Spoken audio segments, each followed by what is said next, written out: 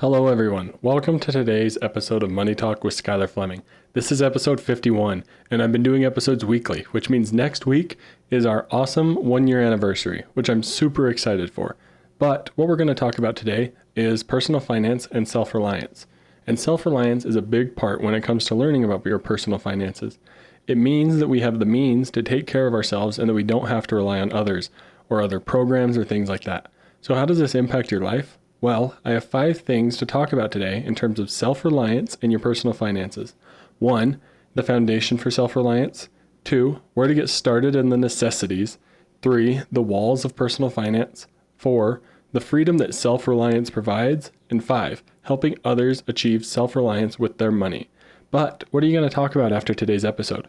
Well, the money talking points for you to discuss today are: how would being self-reliant with my money help me? What would being free from financial stress do for me? And how can I help others become self-reliant? This episode is going to be one packed with great information from the beginning of your money journey all the way through the long-term part where you get to help other people. So sit back, relax, and enjoy this week's episode of Money Talk with Skylar Fleming.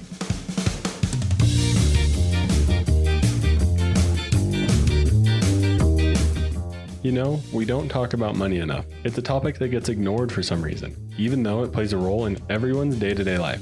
Well, this issue is what brought Money Talk with Skylar Fleming to reality. I know you're probably busy and don't have the time to research and learn about all things that go into personal finance, but that's where this podcast, Money Talk with Skylar Fleming, comes into play. I'm your host, Skylar Fleming, and I'm here to do the research and learn all the extra stuff about personal finance for you. The goal is to simply get us talking about money, so let's get talking.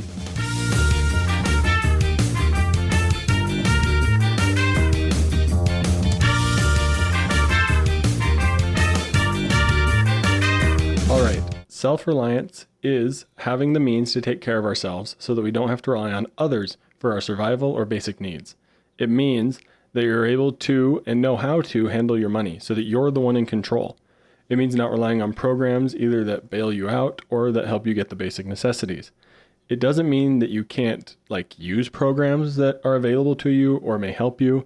It doesn't mean you're super wealthy or super rich or living super high on a throne. That's not what self-reliance means. But it also doesn't mean you're a bad person if you're going through a rough patch, and that if you do need assistance from other government social programs or different programs that help you get maybe a little bit back on your feet, there's nothing wrong with that. But self-reliance is where you have the means and ability to take care of your money so that you don't find yourself in those situations. And self-reliance is helping relieve the stress that comes from being in those type of situations and the stress that comes from trying to manage your money better or not knowing how to manage it. It just helps relieve a whole lot of stress. But how does this impact your life? Let's talk about that next.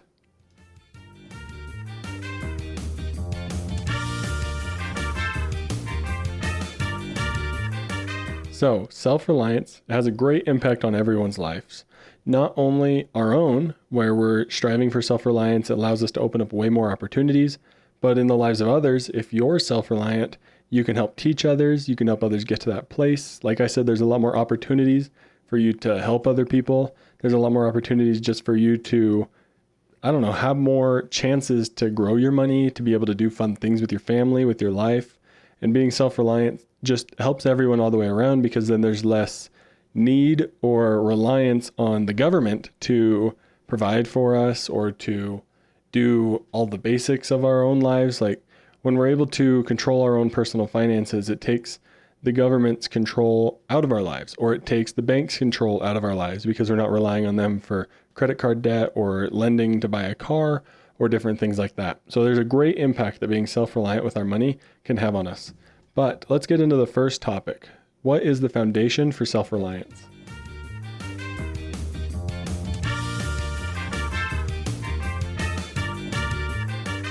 The foundation for self-reliance, well, you got to start with commitment. There has to be an understanding there that you might need to make hard changes to reach your self-reliance goals. And committing to those changes is one of the hardest parts because you don't fully know what to expect.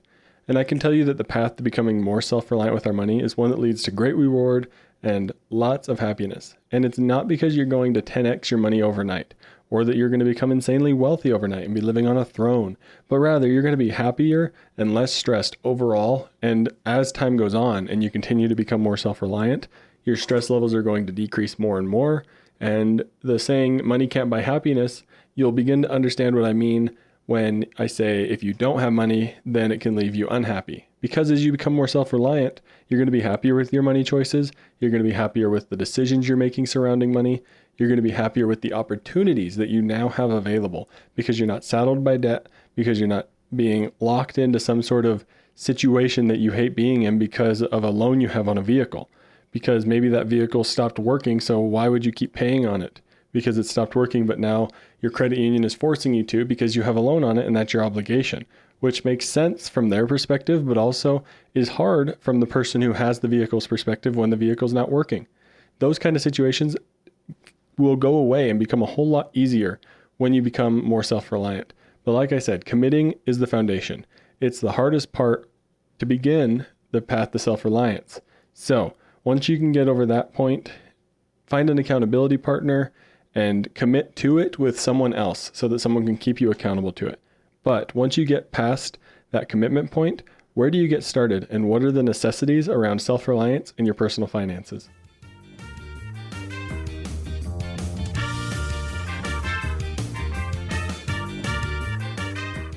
So where do you get started? What are the necessities? Well, you have to make sure your foundation is taken care of, which is food, shelter, and clothing. After that, worry about transportation. But hopefully there's some sort of job or income providing position nearby that you don't need a car to get to, or that you don't need an expensive car, that a bike can get you to, that you may be able to walk to. Your food, shelter, and clothing are of utmost importance, and I wouldn't worry about trying to do much else if you find yourself in a situation where your basic needs aren't covered. Don't be hard on yourself, and seek resources that can help. If there's some local thrift store that is doing some sort of trade up for clothing or something like that, use the resource. If you ever find yourself in a situation where your basic needs are not covered, seek help and try to use the local library to learn skills or YouTube to learn skills that may serve you on a job.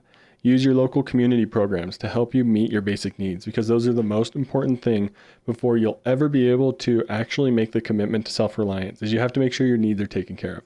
Once you have that under control, start committing to someone else with an accountability partner. The path to self-reliance involves others. That means using others as accountability partners, like I've been saying, which I've talked about in many previous episodes. They can be a great help to keep you on track. So the foundation and where to get started is make sure your basic needs are taken care of. If they are, work on that commitment part and find somebody else to help keep you accountable and help keep you on track. Somebody that you can discuss your plan with and somebody that can say, hey, every single week I'm going to check in with you and see how you're doing on budgeting. Did you budget for the month? Did you check in on this for the month? Those sort of things. Did you make your investment contribution for the month? Just little check-ins can really help when it comes to an accountability partner. But now that you got the foundation in place and know how to take care of your basic needs, what are the walls of personal finance when it comes to self-reliance?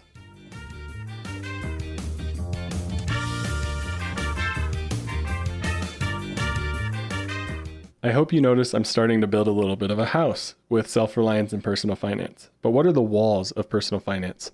Well, income and expenses are the walls of your personal finances and of your money. How are you making money and how are you spending money? Those are the two things that are surrounding you on both sides, on all four sides actually.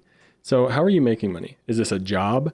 Are you donating plasma? Are you volunteering but you get kind of a stipend for something or the other? Are you working on a campus job? Are you working at your local grocery store? How are you making money? How are you bringing in your income? Because once you figure out how you're bringing it in, then you get the fun part. How are you spending it? And this means you're likely going to need some sort of a budget and you're going to need to be tracking your expenses because you can save money very quickly if you're tracking and taking care of your expenses. Because where's the easiest place to save money? It's not just by going out and making more money. In my opinion, it's by cutting back your expenses, especially if you've never tracked your expenses before. I think you'll be shocked at how much money you can actually save just by taking a look at your expenses and realizing what you don't need to be spending money on. But another wall is emergency funds. Don't let an accident become a financial nightmare because those can really ramp up. I think about it the other day. My car, a few months ago, I think, had a flat tire. And we just went out and bought a kit and were able to fix it that way. But that gets me thinking, what if the tire goes flat while you're driving? What if there was a big screw in my tire? What if that had hit it in a way that it caused the tire to pop? Because it wasn't close enough to the edge that the tire was unrepairable, but it was getting close to the edge of the wall of the tire, which can be a dangerous place for a hole. So what if I'm driving down the road and my tire explodes? Well, that's going to suck. That's going to be a nightmare for my car. Hopefully my car doesn't crash. Hopefully I'm able to pull over safely and nothing else happens. But it's not a financial nightmare because of the emergency fund that my wife and I have in place. So not only can a scary situation just be hard to deal with in the moment because you don't know what to do, but then layer on the stress of not being able to pay for it. If you don't have the means to pay for a new tire or potentially damaging the axle of your car or something like that. And I hope you can see how a simple, and not simple necessarily, but an emergency can become a nightmare when you don't have an emergency fund in place. Next is eliminating the burdening debt. Don't let banks and credit unions control your life.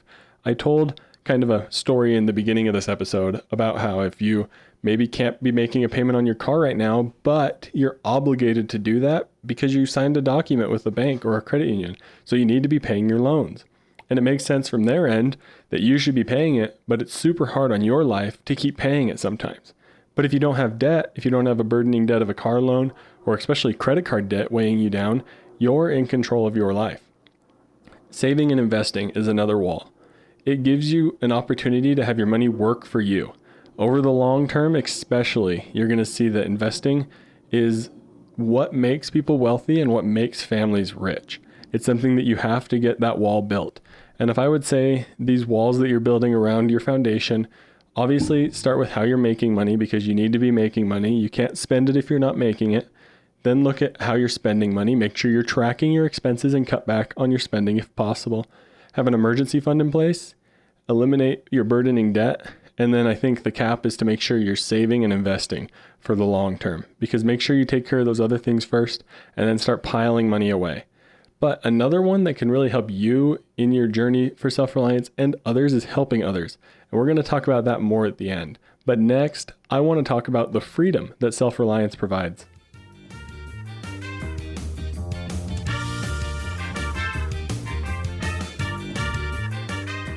Well, imagine the freedom of not having burdening debt or being able to handle a financial emergency whenever they come your way.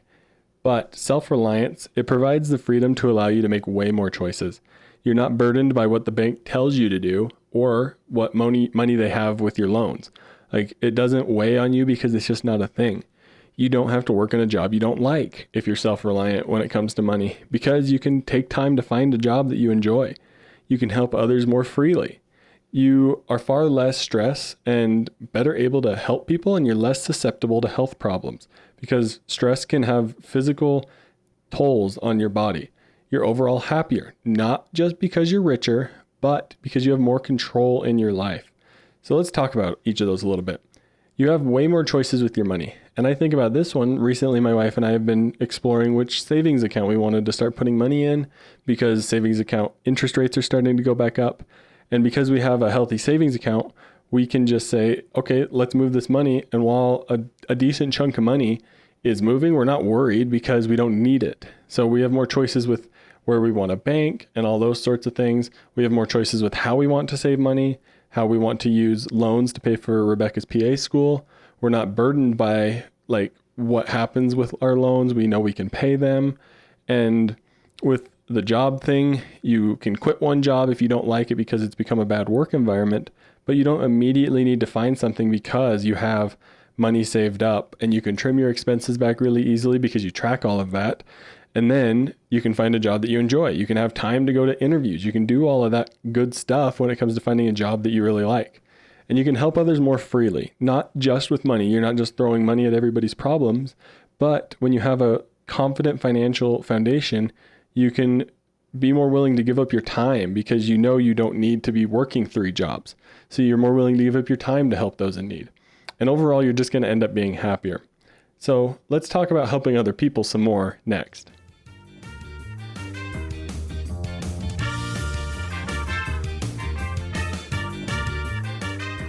I've mentioned it a lot through this episode, but once you're self-reliant with your money, you're going to be able to help others a lot. You're going to be able to give back and teach through your own conversations and your own experiences. You're going to be able to share those experiences of how it was hard to commit to the changes that were needed to become self-reliant with your money. You're going to be able to encourage others, relate to their feelings. You're going to be a great accountability partner for someone who wants to make changes with their money. And it can be very hard at first. And once you've gone through that journey, you'll understand that it can be intimidating to wrap your mind around all that you need to do when it comes to managing your money. But then once you're there, you're going to realize it's quite simple and there's easy approaches to it that you just didn't know at the beginning. And that's how you can help other people. And like I said, you're going to be more willing to give of your time because you don't need to make money with all of your time. You're going to be more willing to donate to things because you have a plan in place to do that. And it's just going to be an overall way better experience for your life and for the life of those around you as we're all striving to reach self-reliance. So thank you for listening to today's episode. Let's wrap up next. Self-reliance is a great goal to strive for when it comes to your personal finances because it's also, like I've said multiple times, going to allow you to help others. And helping others is very rewarding, and seeing others do well is awesome. You're going to become a great accountability partner as you strive to apply the things that I talked about in today's episode. And if we're all learning from each other and continuing to help each other, we all become a better, happier people when it comes to money. And we all begin succeeding more, doing better in our jobs, making more money, saving more money, and just being able to enjoy life a lot more. But you know what I enjoy? The fact that next week is our 1-year anniversary of Money Talk with Skylar Fleming. When I started doing this podcast, I set a goal of doing it for at least 1 year. But I have plans now to continue well past a year. So make sure you're subscribed if you don't already. That way you don't miss our special 1-year episode. And the following week is going to be our first group episode. I'm so excited for that. I think you're really going to like it. I've been working hard to prepare these episodes so that we can have real money talks and that you can hear others' opinions on the topics that will benefit you most. As always, I would love for you to share this podcast episode if it's helped you out in any way. If you need help with money, then I'm happy to hear your questions or concerns. Email me at moneytalk@skylarfleming.com. You can find that email in the show notes, of course, and I would love to talk about any questions you have on the show or help you with any situations or questions you may find yourself in when it comes to your personal finances. But thank you for listening to Money Talk with Skylar Fleming. I'm your host, Skylar Fleming. Have a great week. Thank you for listening to Money Talk. The Money Talk show is provided for informational and entertainment purposes and should not be used for personal or specific financial advice. Every situation is unique and different. Please make sure to do your own research for your personal financial situation.